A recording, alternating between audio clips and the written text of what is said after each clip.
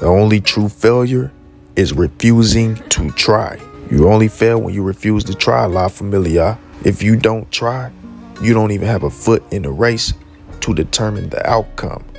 And that's just facts. You know, it's crazy because I done seen people stand outside of government buildings waiting on food stamps for hours and other government assistance. And it's not a knock on government assistance. I was raised off of them.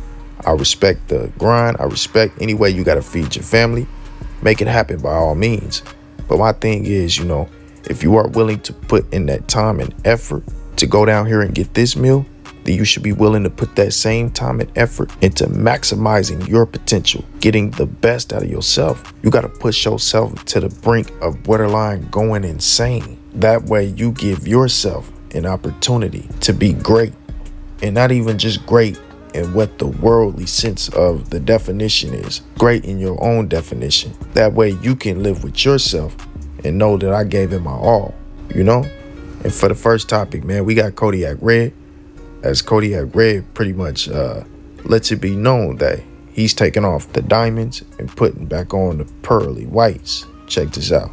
Everyone, it's gonna be my last day having VVS diamonds. Y'all already know what it is. I'm taking them out, you feel me? I'm wiping them out, and I'm putting the white smile with 5-star smile. And y'all already know what it is. Tap in with them, man. Pressure. Taking the diamonds out. Brr.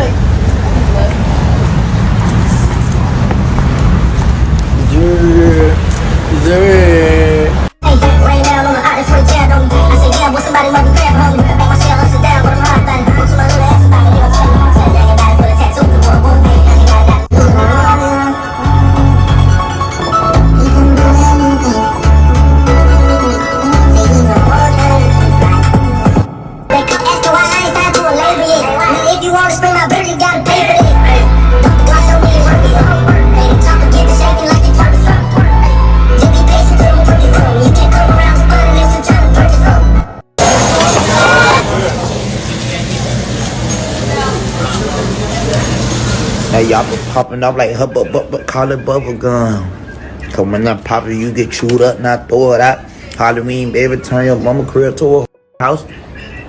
I went candy yams on the lamb, but ain't Thanksgiving, smack down. John Wick lets it be known that his little brother, Kodak Black, buys him a brand new Richard Millie. As he says, dang, Yak bless me again, man. Watch how mad they finna be. Dang, I hate this, but I love the blessing. Since I was young, so young that you even called me a little brother. That felt so nice to him, he had to do it twice and throw on the other blang blang, in the words of my boy Wayne, since he knocking him.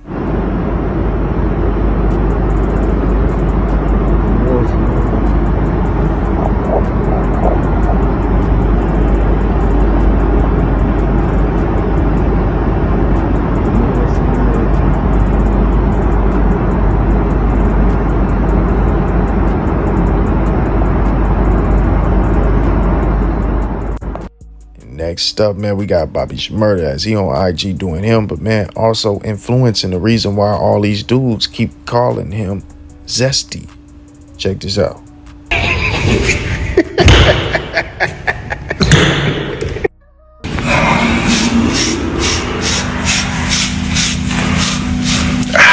Tell it out, bro. You gonna join us? Y'all two gonna join me? I'm married. I'm married. What about you? Let's go. Man, the zesty part was, honestly, man, the dude's response. It could have been anything when he said, y'all want to join me. But then, you know, dude, like, I'm married. And that just made it seem highly zesty. You feel me? And then, you know, you playing ballerina, brushing your hair in a robe, all that. Okay, we'll let that one go. But then you asking dude, did he want to join you?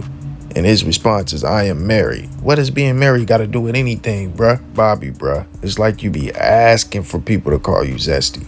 Then we got that man, Lil Baby. And Lil Baby buys his homie a brand new whip, man. His homie Solomon, man. Y'all see he said Christmas came early. Yes, it did. Then we got that man, TG Commons. As TG Commons says, I was taught that you must believe in something bigger than you in order for you to get something bigger than you. A wise man is quick to listen and slow to speak. A person will tell you everything you need to know about them if you listen and have the patience to hear them out. I definitely agree with that one, man.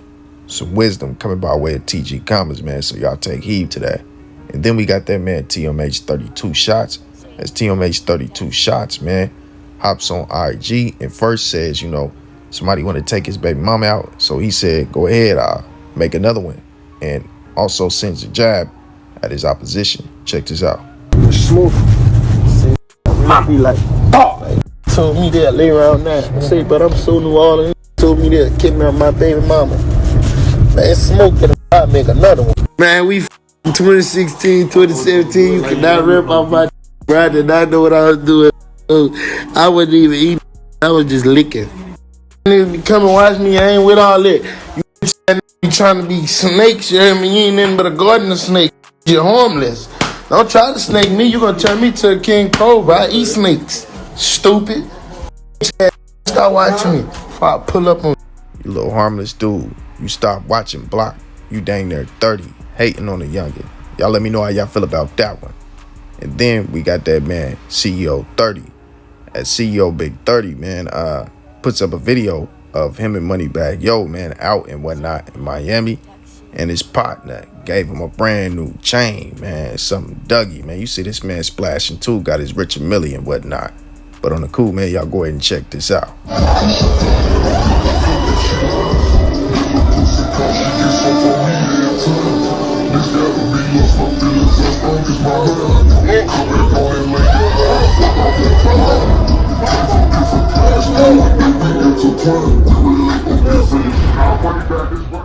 Then we got that man Tech, as Tech puts out a PSA, but it kind of seemed like, he was speaking about an incident that happened today at the airport. Check this out. Run up on me at the airport from diving in your I'm telling you, ask me who I am. If you don't know, you don't need to know me. You don't want to know me. I'm gonna let all my problems fly at you. Then when we get outside, I'm still trying to get to my car, to the rod. I park my, park my in the garage, get to the rod, put that on your dumb, stupid from that wreck. I'm an R&B singer now, though, y'all. I'm only dropping stuff you can get booty to. Lose sweat. When I hop out on the scene, I be dingling. Yeah, dingling. Jumping about the tub clean, I be dingling. Oh, ding-linging. Yeah, jumping about the scene, I be dingling. Hopping out tub clean, I be dingling. We got Hot Boy Dude, as he adds onto his live yesterday. It says, first young dude at 19 to bring out a whole 100 in my section. Y'all little dudes better stop trying to stack y'all body, count up, and stack y'all money. Cause I'm heavy and being heavy on both topics. Y'all go check out that live from yesterday. Remember twin and the bread had ripped out the Glock. Then we around and traded deal with Deli BB Glock. I'm on my mind, I'm known for not off they suspect on that boy, let off that brrr while it be work for G-Lock. Tell him out that B can't come around if you with the top and slanging that. TBG, remember, man, pretty much, dissing the top and TBG. Y'all heard what he said. Then we got that man, YNW Melly, as YNW Melly releases a statement from inside of his jailhouse out there in Broward County. And, man, the man going through a lot right now. As he says, as of this moment today, I am officially in fear for my life. A new captain named Hubert and XO Jenkins have taken over the jail for 2 weeks now and have handed out even harsher punishments for me than the previous ones in place.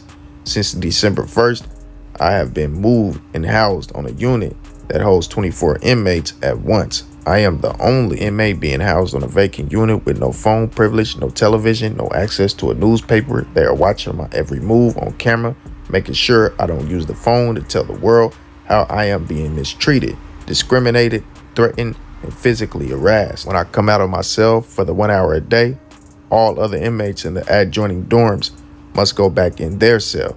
I am being subjected to cruel and unusual treatment at the hands of deputies and high-ranking staff of the Broward Sheriff's Office.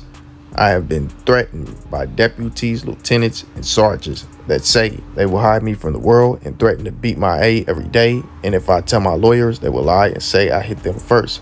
Words from the Sergeant Anthony Kidd and Lieutenant John Baptist. I have literally been hidden from the world, so I have no other choice but to believe the next step is them beating me half to death, like they do to other inmates almost daily here at the main jail in Broward County, at BSO office at TMZ. Well, yeah, all the news pages, and yeah, y'all see all that say cheese, no jumper academics, inside edition, man. He trying to get somebody to help him, man. Y'all see my boy YNW Melly going through a lot, and he's saying he in fear for his life, man. They trying to take away all his rights. Those are his rights.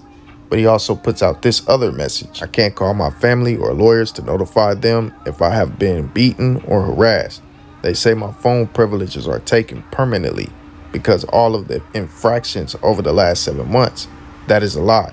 They took my phone privileges indefinitely off of my one violation for using another inmate's pen, which honestly, man, just a little side note, everybody does it. Everybody buys drop calls. This happens all the time. Yeah, we know it's not supposed to happen, but it's not something that they really trip on like that. You know what I'm saying? But then he also goes on to say, to talk on the phone when I am not allowed to use the phone. If I had been treated like every other inmate at this facility, my phone pen would have been restored and phone privileges given back after 30 days per the handbook.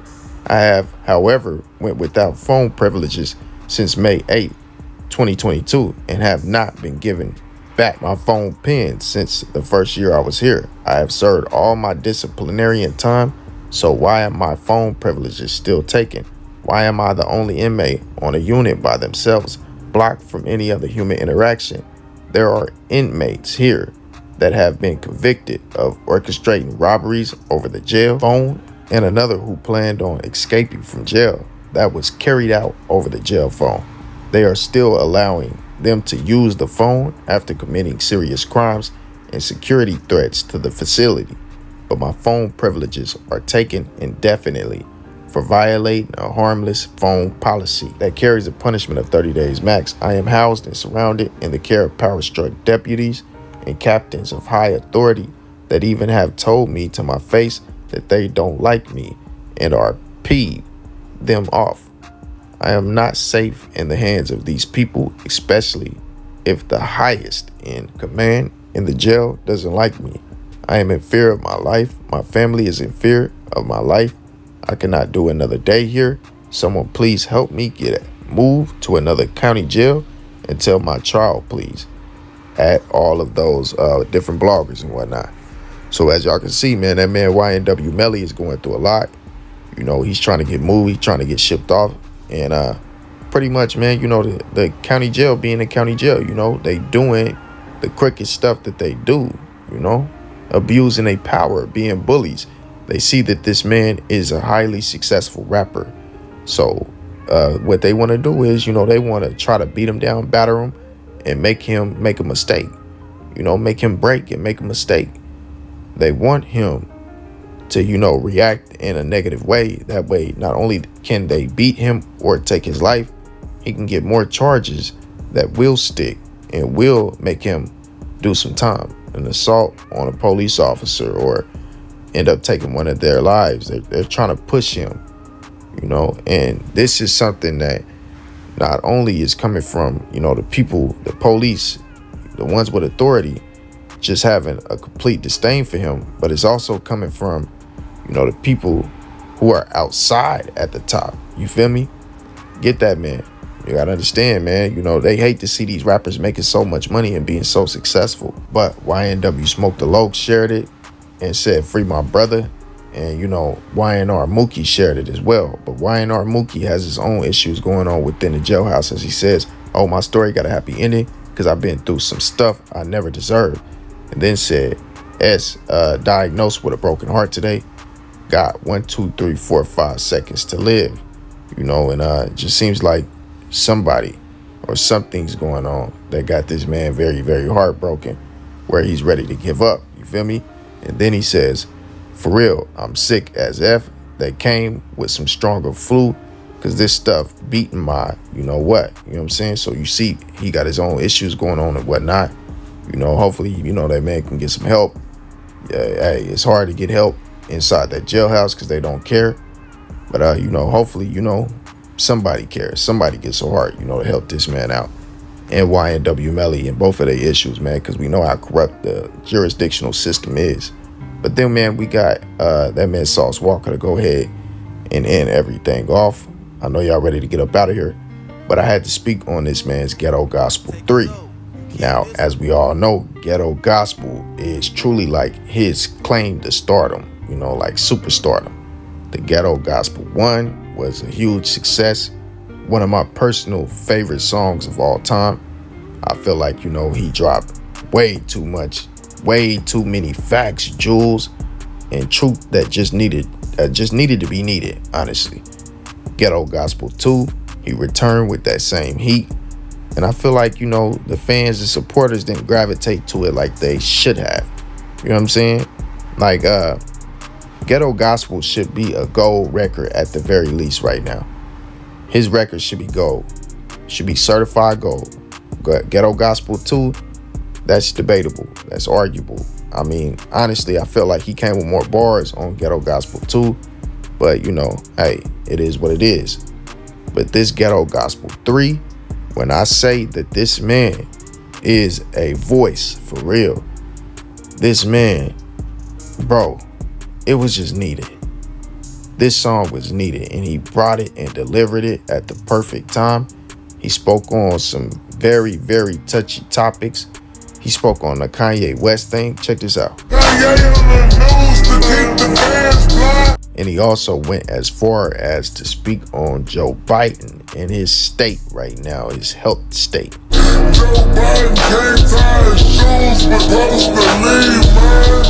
But overall, man, just a very, very powerful song, man. And very, very needed for the times that we are in. Sauce, man, this is your niche. This is what you need to be doing, bro. Give the people the jewelry. Give the people the truth. Give the people what we've been wanting from the music, authenticity. And the thing is, Sauce is not owned by anybody but himself, so he can do this. You feel me? Y'all just make sure y'all support, man, when the people is giving y'all the truth. Let me know how y'all feel about all this, though. I'm out.